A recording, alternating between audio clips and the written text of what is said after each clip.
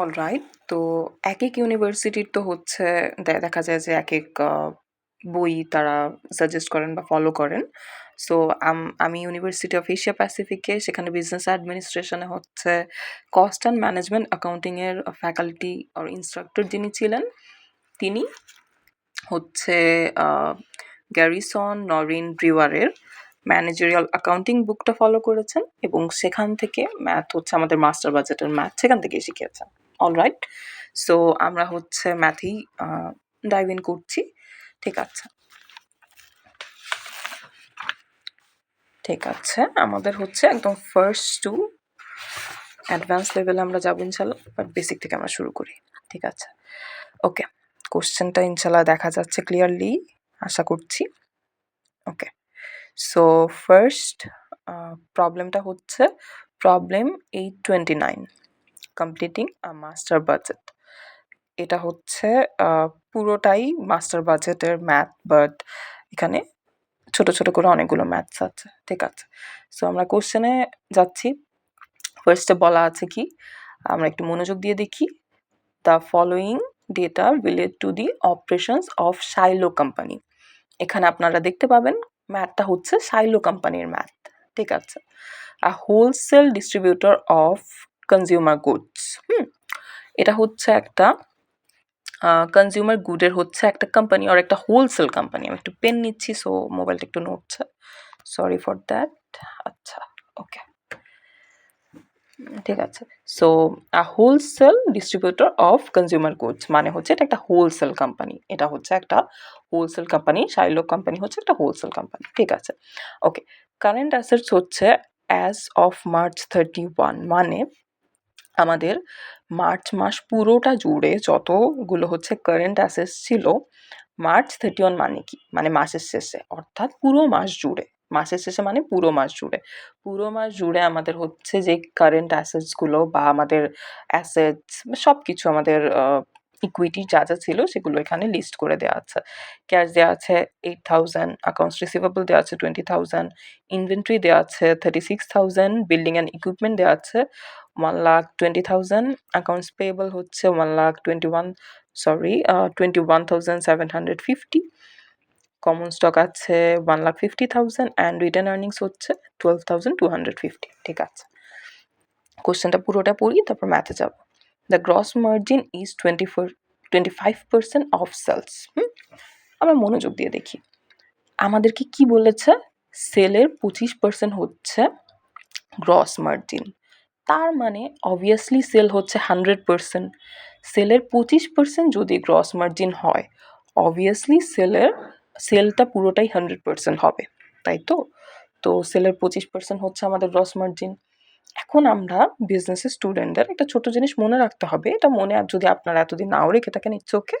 এখন থেকে একটু মনে রাখবো যে সেলের 25% যদি আমাদের গ্রস মার্জিন হয়, তাহলে আমাদের টোটাল সেল হচ্ছে 100% এবং সেই 100% থেকে 25% মাইনাস বা ডিডাক্ট করলে আমাদের কস্ট অফ গুডস সোল্ড বা সিওজিএস চলে আসবে।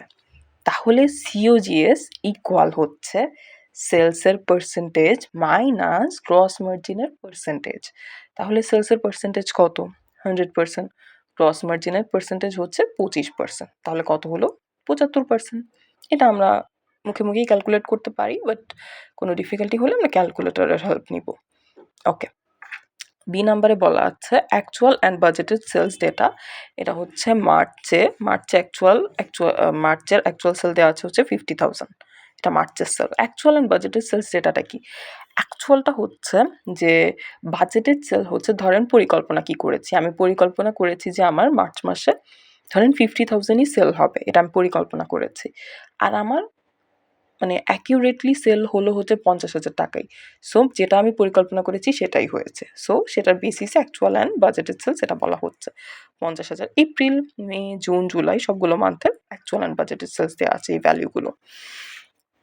এরপর দেখি সি নাম্বারে কি বলেছে। সেলস আর 60% for cash, okay, and 40% on credit, good. তারপর কি বলেছে?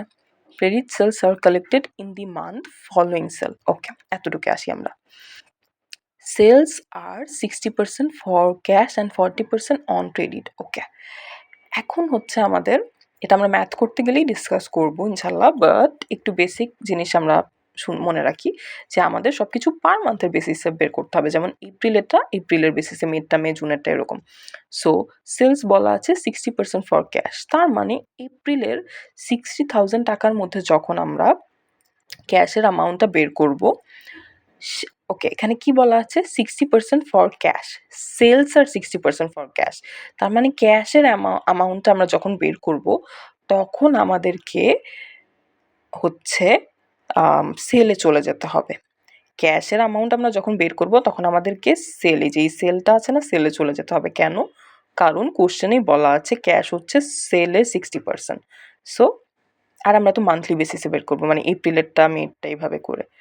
ওকে একটু ঘোলা হয়ে যাচ্ছে, ব্লাড, হ্যাঁ। সো 60,000, একটু আমরা একটা এক্সাম্পল দেখি।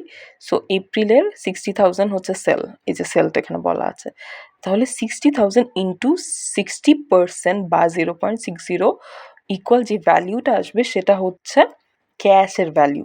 কোন মাসের জন্য? এপ্রিল মাসের জন্য, কারণ আমরা এপ্রিলেরটা বের করেছি। মেয়েরটার জন্য আবার মেয়ের ভ্যালিউ, সেলের ভ্যালিউতে যেতে হবে 72,000 এরকম। আর 40% অন ক্রেডিট বলেছে, ভালো কথা। তারপর কি বলেছে? বলেছে যে credit sales R collected in the month following sale. কি বলেছে? Credit sales R collected in the month following sale, তার মানে হচ্ছে, একটা ব্লাড কেন হয়ে যাচ্ছে? আচ্ছা কোশ্চেনটা তো এতক্ষণ দেখা গেছে, আমি এখন মুখেই বলি। কোশ্চেন না দেখা গেলে তো সমস্যা। আচ্ছা একটু কোশ্চেন,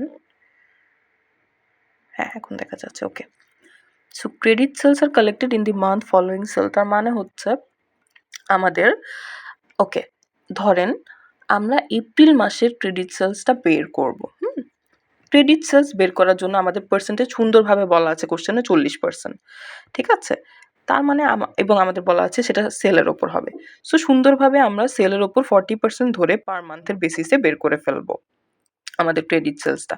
কিন্তু আমাদেরকে বলা আছে আমরা ক্রেডিট সেলস যেটা বের করছি সেটা আমরা সেই মাসের ক্রেডিট সেলস হিসেবে ইউজ করতে পারবো না, সেটা আমাদের পরবর্তী মাসের ক্রেডিট সেলস হিসেবে ইউজ করতে হবে। তার মানে ফলোয়িং সেল বলেছে, তার মানে credit sales R collected in the month following sale, অর্থাৎ ক্রেডিট মানে কি? বাকিতে। তার মানে বাকিতে আমরা 40% যে টাকাটা যেই মাসের জন্য কালেক্ট করছি সেই টাকাটা আমরা সেই মাসের, সে টাকাটা হচ্ছে আমরা সেই মাসের ক্রেডিট সেল হিসেবে ইউজ করতে পারবো না, কারণ কোশ্চেনে এটা রিকোয়ার্ড না। কোশ্চেনে বলেছে মে মাসে বা পরবর্তী মাসের জন্য আমরা সেটা ব্যবহার করতে পারবো। তার মানে আমরা ইনশাল্লাহ মেতে যেই ভ্যালুটা আসবে সেটা মেতে ইউজ করতে পারবো, এটাই। এখন এটা ম্যাথ করতে গেলে আমরা ডিটেলস একটু দেখবো। ওকে ওকে দেন হচ্ছে each month's ending inventory should equal 80% of the following months budgeted cost of goods sold. ওকে প্রত্যেকটা মান্থের হচ্ছে এন্ডিং ইনভেন্টরি হবে, মানে ধরেন আমরা এপ্রিল মাসে আসি। সো এপ্রিল মাসের এন্ডিং ইনভেন্টরি ইকুয়াল 0.80 বা 80% ইন্টু কি? ইন্টু হচ্ছে আমরা যেই কস্ট অফ গুডস সোল্ডটা বের করব সেটা, কিন্তু সেটা কোন মাসের? সেটা পরবর্তী মাসের। ধরেন আমরা এপ্রিল মাসের এন্ডিং ইনভেন্টরিটা বের করছি, এপ্রিলের এন্ডিং ইনভেন্টরি ইকুয়াল 0.80 ইন্টু মের কস্ট অফ গুডস সোল্ড হবে, ঠিক আছে? কারণ ফলোয়িং মান্থস বলা আছে। ওকে আচ্ছা বাকিগুলো আমরা দেখতে পারতাম, বাট আমাদের ম্যাথ করতে গেলেই লাগবে। সো আপাতত আমরা এই বেসিক জিনিস নিয়ে এখন আমরা ফার্স্ট ম্যাথে সুইচ করি। ওকে ফার্স্ট ম্যাথ হচ্ছে এটাই, এই যে ইউজিং দ্য প্রিসিডিং ডেটা, এটা হচ্ছে আমি নেক্সট ভিডিওতেই দিচ্ছি। সো ওখানে হচ্ছে আমরা এই যে এই স্কেজিউলটা পুরোটা ইনশাল্লাহ দেখবো, ম্যাথ করা আছে সেটা আমরা সলভ করব বুঝে বুঝে ইনশাল্লাহ। আর আমাদের টোটাল, ওকে আমাদের হচ্ছে টোটাল একটা তো হচ্ছে এটা মাস্টার বাজেটের ফার্স্ট ম্যাথ হচ্ছে এটা, যে কমপ্লিট দ্য ফলোয়িং স্কেজুল। আচ্ছা আমি আপনাদের বেসিক কিছু কথা বলবো। এই যে দেখেন schedule of expected cash collections, আমাদের ফার্স্টের ম্যাথ হচ্ছে complete the following schedule, master বাজেটের ফার্স্টের ম্যাথ হচ্ছে কমপ্লিট দ্য ফলোয়িং স্কেজুল এটা। তারপর হচ্ছে schedule of expected cash collections, এই যে তারপর এপ্রিল মে জুন কোয়ার্টার, এগুলো যে নেভি ব্লু মানে লাইটার নেভি ব্লু কালার দিয়ে যে বক্সটা করা, সেগুলো অনলি আপনাদের এক্সামের কোশ্চেনে থাকবে দেয়া, আর কিছু দেয়া থাকবে না। এই যে cash sales, trade sales, total collection এগুলো কিছুই দেওয়া থাকবে না। ভ্যালিউগুলো হচ্ছে কিছুই দেওয়া থাকবে না। ভ্যালিউগুলো তো অবভিয়াসলি দেওয়া থাকবে না, আমাদেরকে তো ফর্মুলার বেসিসে ক্যালকুলেট করে বের করতে হবে। কিন্তু ভুলবশত অনেক সময় আমরা মনে করি যে আমাদের এই যে পার্টিকুলার এই cash sales, credit sales, total collection এগুলোও দেওয়া থাকতে পারে।